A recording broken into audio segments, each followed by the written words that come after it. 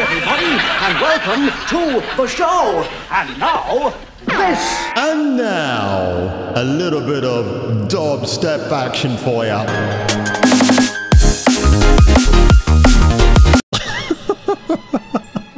And hopefully I'm not talking without an echo or with an echo as I get into this story from the world of video gaming. I can hardly wait to talk about this one because it's something I mentioned about maybe 2 weeks ago regarding Genshin Impact. Remember when all the woke activists were going to war about boycotting the game because we don't see ourselves in the game, when the whole point about playing a video game is that you become infatuated with the male or female character that you want to be like, that inspires you. For me, it's Nathan Drake from Uncharted, because the man has got a zillion and one quips against either his friends or his foes.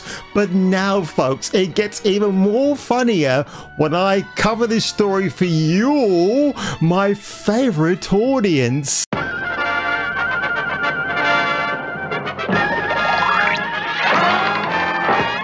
Flashing through the sky, he's a go-go guy.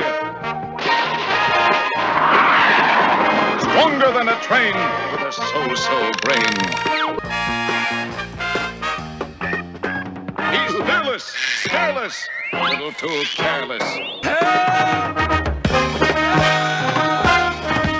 Approved by 1970s Robert Redford. Here we go, courtesy of That Part Place, Hoyoverse, or it is the Hoyoverse. I thought it might have been something else for a second. The boycott completely failed as Zenless Zone Zero makes nearly $100 million in July and revenues increased by nearly 10%. The audience has spoken. Money, cha-ching, cha-ching, cha-ching, has spoken. And I've got to say, the characters are very attractively done here. Is this for me? No. But do I come to the defense of a game that's under attack because the weird colored haired mob with the nose rings that come all the way out there are just protesting because, again, they're claiming to be a marginalized group of people. They need to have their rights protected. They need to be in there to say, yes, ourselves are in the game. It's such a selfish thing, actually, when you think about it. When somebody sits down buying a game with, and on the artwork you've got a prominently white character, so they know that so far, right? And they sit down and they play it and they're like, hang on a second, I don't see any NPCs who look like me in this video game. I'm going to protest, said the maiden. Holy nuts. The boycotters, via a change.org petition, accused Hoyoverse of I've got to say this, cultural appropriation. We like to use that phrase, don't we, folks? Amidst whitewashing, because that itself is actually racist, in their games, and to commit to be respectful and accurate when representing other cultures. This is China who made the game. I know you guys keep correcting me because I see some of the Japanese anime games in South Korean as well. But when it comes to China, China does not give a shit about representation. What it gives a shit about is making money and keeping their economy going and spreading false rumors. I'm not going to delve into that one. You can look around and see what I'm talking about regarding recent events in the UK on Monday. Yeah, it continues. MiHoYo, a leading game development company, has repeatedly taken inspiration from indigenous cultures without proper representation and respect. Oh my god. In particular, the many characters from Sumeru and Natlan in Genshin Impact and from Penacony in Honkai Star Rail are all clearly white. or only lightly tanned at best. Oh my gosh, a little hint of vanilla toast I see, with the exception of some with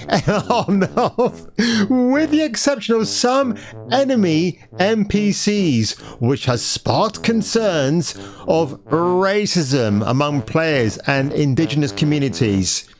Who are these indigenous communities, by the way? Could it be people in the Amazon rainforest? No. Could it be the African nations in Zimbabwe? No. Oh dear. I want to see proof of that, by the way. All these activists who claim that these people are angry. Let's see receipts. I bet you can't produce one. And by the way, if you're sparking concerns of racism, it's because you're bringing it up, which makes you the racists, yeah? And as a brown-based man of culture, I have no problem looking at characters like this. I've never looked at a poster of Sylvester Stallone and thought, oh my god, when are we going to get Amitabh Bachchan doing a similar kind of film? Because I don't care. And yes, Stallone is an Italian stallion, and I don't care because he was just a big butch macho man who I identified with. Clearly not the same color. And that's the whole point, isn't it, folks? If you want to idolize or worship a hero or heroine, it should not matter to you whether they look like you or not, right? I mean, if I'm preaching common sense, why is nobody else getting it? Yeah, give you cultural appropriation, you woke activists. Oh, look at that. Minorities deserve... I need to do this again. Minorities deserve to be seen, not erased. Don't leave things as they are. Please don't, because it's really awful.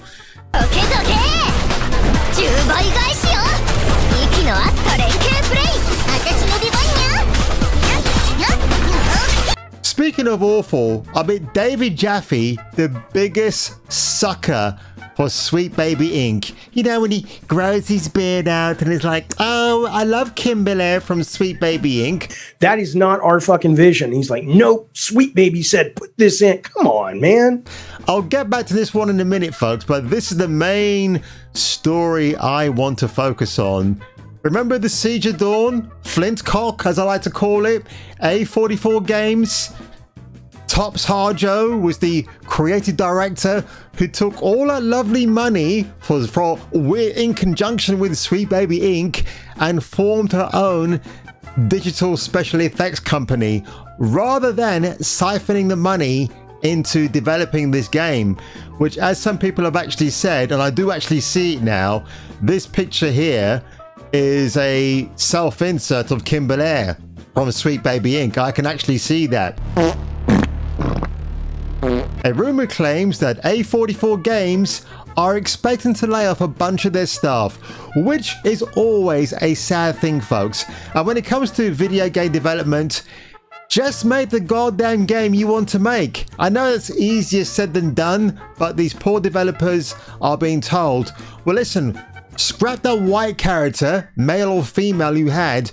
We're going to now make them a darkie. Yeah, fire me, sue me, who cares? I can say that because I am a darkie myself. A user on Reset Era, one of the worst effing websites ever, by the way, has since edited his comment to remove it. Posted, I have a friend of a friend who resigned from the company. He's expecting massive layoffs. Does not bode well, sadly. I really hate it that a post like this gained traction because it's the Whisper Network. Hey, did you hear about the friend of a friend who exposed themselves? Oh no, it's terrible, isn't it? It's awful. And his name was Hugh Edwards. The original post was made on July the 21st and was screen capped by ex-user Pirate Nation and shared on the platform on July the 30th. And there we have it in full. So they went in and edited it. I wonder why that is.